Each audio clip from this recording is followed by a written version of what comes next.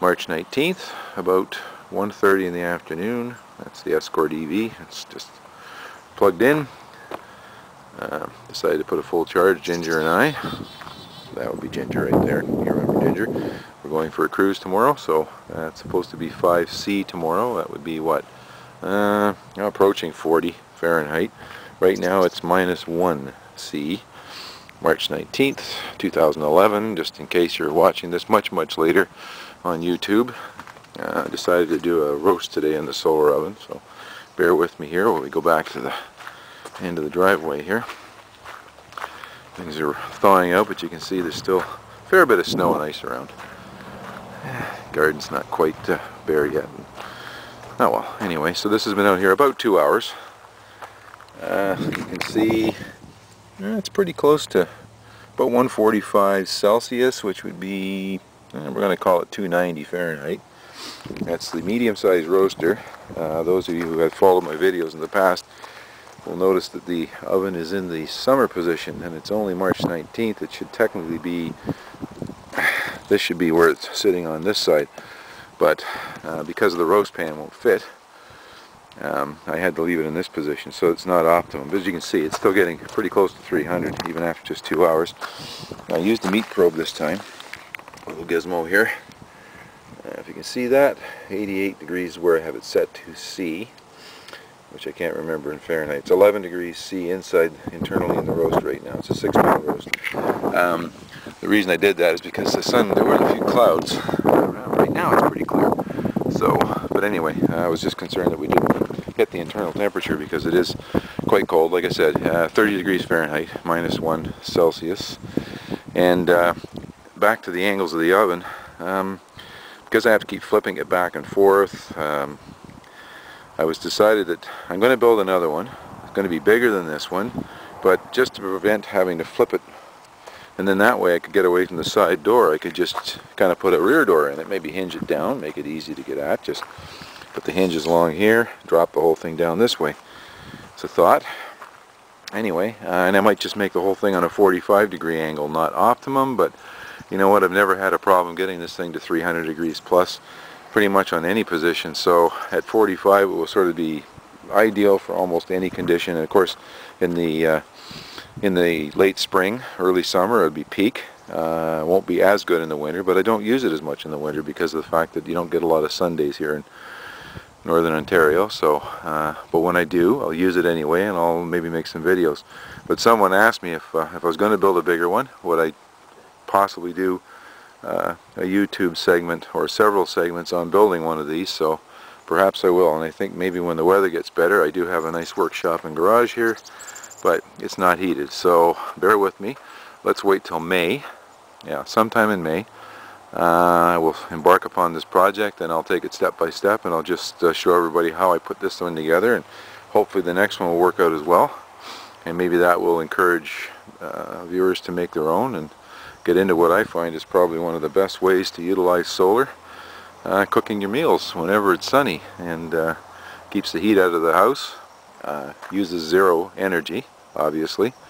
They're very inexpensive to build. They're not really that difficult to build either, and this is now year 3 for this one. I'm still running the original Mylar, and it's not looking too bad. It's getting a bit shabby, but I'll probably get 4 years out of the Mylar, so not bad. For $100, it's $25 a year. That's a pretty cheap investment. And yeah, and I got lots of Mylar left too. Anyway, stay with me. We'll check on this from time to time, and we'll discuss the possibilities of doing a few segments on building one of these critters. Alrighty, it's an hour later than the last segment here. It's again March 19th, -1C, 30 degrees Fahrenheit outside. Beautiful clear day in Wabashine, in central Northern Ontario, and as you can see, solidly 150C, 300 degrees Fahrenheit. Okay, so, and let's look at our meat thermometer. I can't really see it very well. Here, let me get it in the sun for you, or at least, there it is. Now 39C internal. And a thing I forgot to mention the last time, The roast was 6-pound roast beef, and it was essentially thawing out in the fridge, and it was still frozen in the center. It was all I could do to get the meat probe into it. It was very, very frozen, and so it kind of dispels a lot of myths. Yes, you can cook in the winter. See, snow, below freezing, there's a light breeze. As I said, March 19th, and the oven is actually in summer position because the big roast pan I couldn't fit in the winter position. So actually it's not even in the optimum for the angle for the reflectors, and I still hit solid 300 here at 2:30 in the afternoon. So yes, you can cook in the winter in the northern climates, and as I said, this is going to be a double purpose video. First to show, yes, you can cook, and the meat probe is going to prove that I can more than hit well done roast beef, probably inside of 4 hours, so we'll check it hourly. So that would mean by 3:30, let's see, it went on 11:30, it's now 2:30. Yeah, I predict by 3:30 it will have hit probably that 88C required to be well done beef. Anyway, as I said, dual purpose video. As I said, I received a lot of requests for plans for this oven, which I've sent out. Many, too many to mention. If anybody does want plans, I'll be happy to send it to them. Just email me at my personal email. It's mamodbasher@gmail.com. That's MAMODBASHER, all one word, at gmail.com. And I'll be more than happy for free, yes, free, to send you my plans for this thing. They're not great, but they'll get you through it. But the other thing I wanted to find out, if anybody was interested in me doing a number of video segments showing how to actually build one of these. And through my feedback, I will determine whether or not that will happen. Not until probably mid-May, because it's cold up here, my workshop isn't heated. I'd be more than happy to do this if there's enough call for it. I mean, it's not that tough, but you know, to do it segmentally, to produce it in such a way that, you know, it looks like it makes sense. I want to make sure that everybody's on board. So if you think that that would be helpful and you would like to see it, please either drop me an email, or better yet, throw something in on the comment section and say yes please or no thanks, one of the two. And anyway, we'll come back and check this hourly. Stay tuned. Exactly 3:30. Well, let's see if my prediction came true. I said it would be about 88 C internal temperature in the roast. Let's have a look. Yeah, we're still holding at about 140, 280, 140 C, 280 Fahrenheit. Let's have a look at the, let's see, oh no, you see, oh well, I'm wrong, I'll admit I'm wrong. It's only at 73, but then I made a mistake. Apparently 73 is well done beef. 88 is 190, 73 is about 170, so there you go. I may have been wrong, but I was still right. 4 hours from almost frozen to well done in the winter in northern Ontario. Yes, snow. Anyway, back to the matters at hand. Again, twofold video. One to prove that you can cook in the winter, even in northern climates, with a solar oven.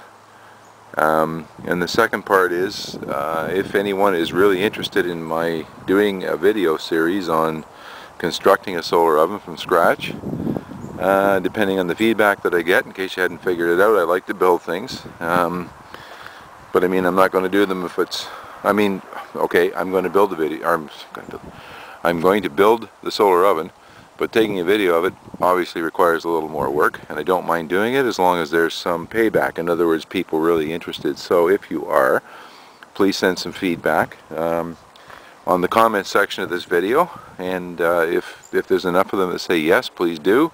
Sometime in mid-May I will start a video series on how to build one of these things, and then shortly following that, my son asked me to, years ago, I used to play the guitar. I wasn't very good at it, still not, but I've since gotten back into it. I bought a cheap electric guitar and been sort of practicing away at it. I will actually then go into a series on how to build your own guitar amplifier, and but that's a whole other avenue. Anyway, if you're interested in seeing a video series on building your own solar oven, let me know via comments on the video, and we'll put something together. And I think I'll just take one more video after this. That's of the roast when it comes out. It'll go into warming mode now. I'll do one more segment just on the end of it to see where the internal temperature is. I'm sure it'll hit 88 C, which is 190 Fahrenheit, probably within the next hour for sure. Probably in a half hour. But anyway, stay tuned. I'll do one more segment and then we're out of here. Alright, I was at a mile in my estimate. Anyway, it's 4.5 hours, that half hour, and it's only at 84 C internal. Ah well. You know what? 73 was 170 Fahrenheit, 84, it's well over 180, because 88 is 190, so I think we're well done. Smells good, and we're still at 130 C, still over 250 degrees Fahrenheit, and the sun's pretty low in the sky now. Again, it is only March 19th, and again, like I said, two-purpose video. If you decide that you think you want to see a series on how to build one of these things, I'll step through the process, each stage of the way. I'll put together one from scratch. I'll break it up into segments, hopefully easy enough to follow. If you're interested, please leave that information on my video in the form of comments, and we'll take it from there. So if I get an overwhelming response to say yes, please do, I'll do it. If not, I'll do it anyway, but I may not video it. So like I said, let me know. We'll just see where this goes. And anyway, have a great day. That's all.